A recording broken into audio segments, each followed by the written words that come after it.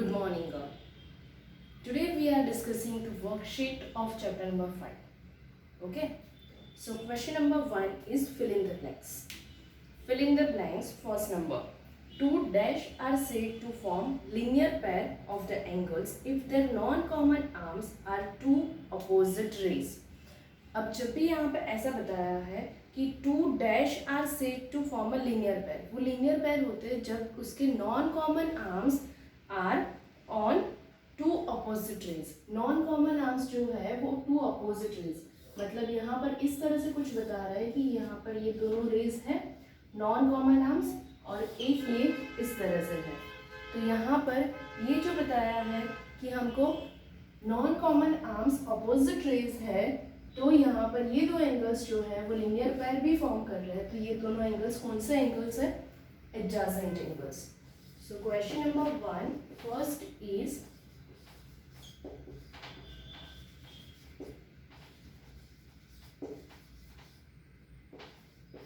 adjacent angles. Okay. Second number, if a ray stands on a line, then the sum of the adjacent angles so formed is dash. If a ray एक line के ऊपर खड़ा है, तो जब भी यहाँ पर ये दो एंगल्स मिल रहे हैं वो एंगल्स का सम करेंगे तो क्या होगा? Obviously this is a straight line, so sum will be 180 degrees. Then third, the sum of all angles around a point is dash. All angles around a point. Suppose इस तरह से कुछ दिया है और ये पॉइंट है कि उसके आसपास सारे एंगल्स, जितने भी एंगल्स 1, 2, 3 एंड 4 एंगल्स है. ये सारे एंगल्स का सम, मतलब ये पूरा सर्कल हो जाएगा. सारे एंगल्स का सम क्या हो सकता है? So that is 360 degrees.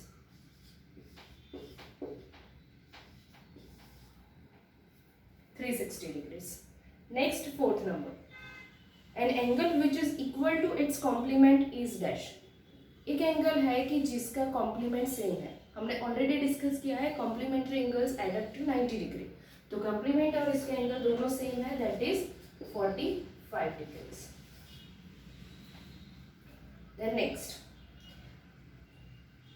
two angles are called a pair of dash if their arms form two pair of opposite rays. मतलब यहाँ पर ये दोनों एंगल्स को हम क्या बोल सकते हैं कि अगर वो दोनों के आर्म्स अपोजिट रेज है तो क्या है? ये linear pair.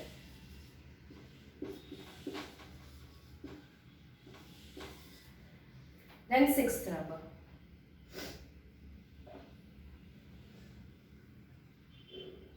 if two lines intersect, then the vertically opposite angles are always equal.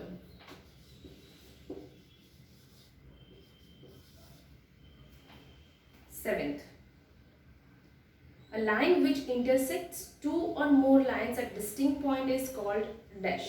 Line है कि जो बाकी सारे लाइंस को कोई डिस्टिंक्ट पॉइंट्स में इंटरसेक्ट कर रही है, तो उसको हम क्या बोल सकते हैं? ट्रांसवर्सल.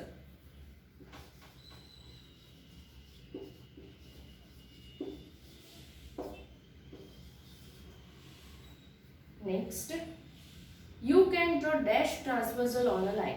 एक लाइन के ऊपर कितने transversal? Infinite.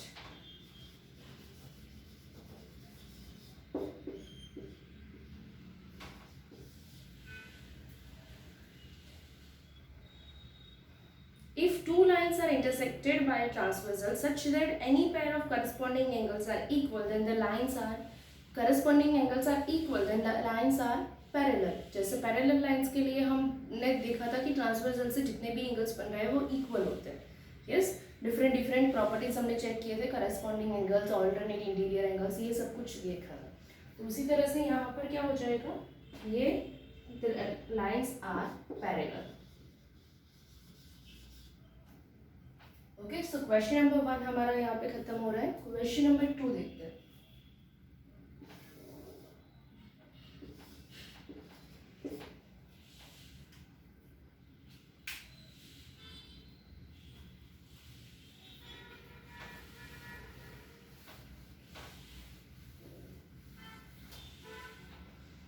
So question number 2, in the given figure L is parallel to M and P parallel to Q. Find the measure of each of the angles A B C D. इस तरह से figure दिया हुआ है।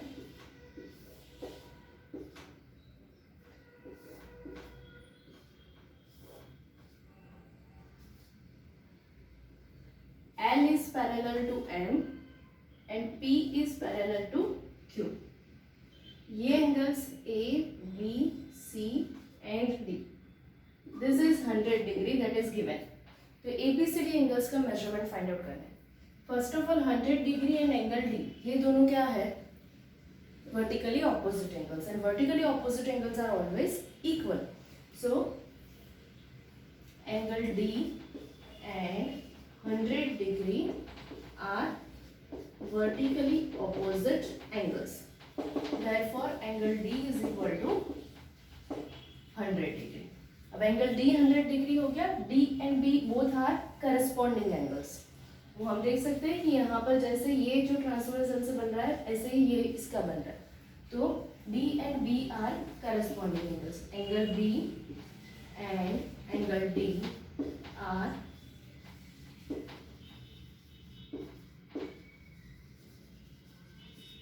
corresponding angles. Therefore, angle B is equal to 100 degree. Okay? अब ये जो है यहाँ पर एंगल B 100 डिग्री मिल गया हमको.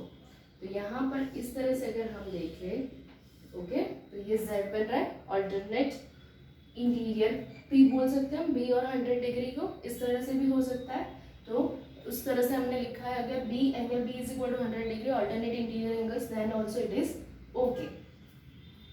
Now this 1 2 and 3.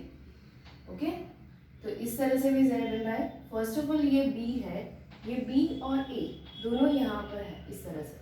तो ये B जो है इसका करस्पॉन्डिंग एंगल्स ये होता है. ओके, तो वो भी 100 डिग्री रहेगा. तो 100 डिग्री और ये दोनों मिलके क्या हो रहा है, 180 डिग्री फॉर्म कर रहा है. तो यहाँ पर उसके अलावा हम डायरेक्ट यहाँ पर angle B plus angle A is equal to angle B. यहाँ पर कोई भी मैं एंगल E ले लेती हूँ. ठीक है. So angle B and angle E are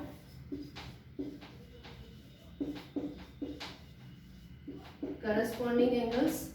Therefore, angle E is also equal to 100 degree, and angle A plus angle E is equal to 180 degrees. 180 degrees क्यों आया? क्योंकि वो linear का है, linear पे. Or else you can say this both angles are adjacent angles. Okay. So supplementary angles also we can say. So angle A plus angle E. Angle E is already 100 plus 100 degree is equal to 180. So angle A is equal to 80 degrees. Angle A मिल गया, angle B मिल गया, angle D भी मिल गया. Okay, अब angle A जैसे है यहाँ पर, okay, उसके जैसे यहाँ पर ऐसे ये भी Z है. तो एंगल A का interior opposite angle, alternate interior ये भी बनेगा alternate interior angle. Otherwise A plus C is equal to 180 degrees. Angle A plus angle C is equal to 180 degrees. Therefore, angle C is equal to 180 minus 80, 100 degrees. Or else 100 degree and angle C are corresponding angles. उस तरह से भी हम find out कर सकते हैं. तो इस तरह से होता है हमारा question number 1 and question number 2. ये दोनों खत्म हो गया. अब देखते हैं question number 3. In the given figure AB is parallel to CD.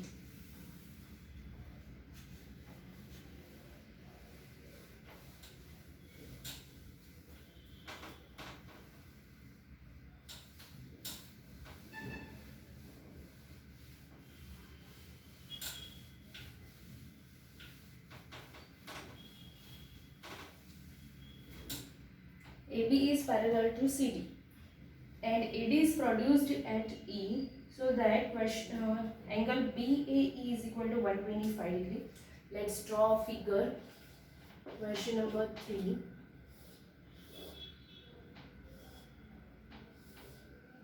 इस तरह से फिगर है. ये A, B, C and D.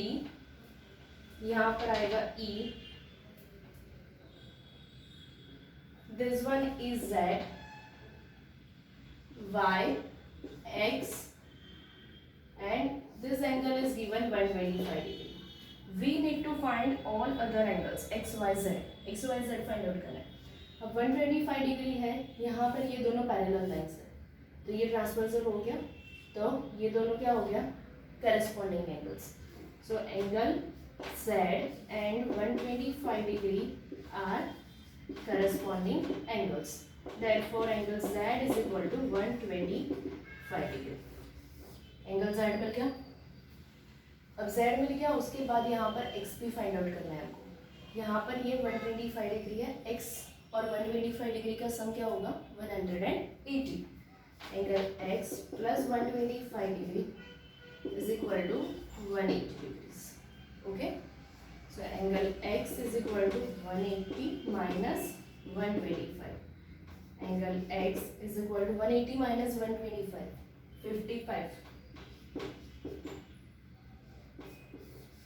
55 degree. Angle x 55 मिल गया, ये z मिल गया हमको 125, ये है 55 डिग्री.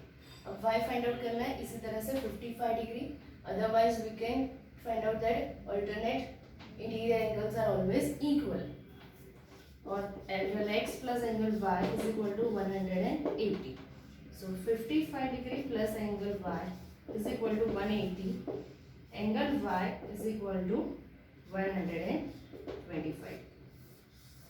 तो इस तरह से इजीली प्रॉपर्टीज हमको अगर याद है तो प्रॉपर्टीज को हम कोई भी तरह से कनेक्ट करके एंगल्स के मेजरमेंट्स फाइंड आउट कर सकते हैं.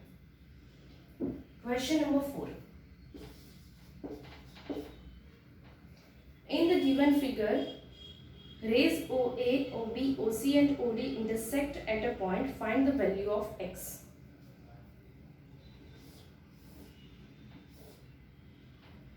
इस तरह से फिगर दिया है. ये है point O, A, B, C and D. This is 95, 65, X and 80 degrees. हमको फाइंड आउट करना है x की वैल्यू. बहुत ही ईजी है. पॉइंट के अराउंड सारे एंगल्स का सम क्या होता है, 360 डिग्रीज. तो यहाँ पर क्या हो जाएगा, 80 degrees plus 95 plus 65 plus x is equal to 360 degrees. Okay, 80 plus 95 plus 65 plus x, ये सबका total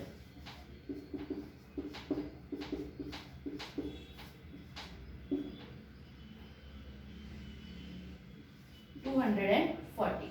So 240 degrees plus x is equal to 360.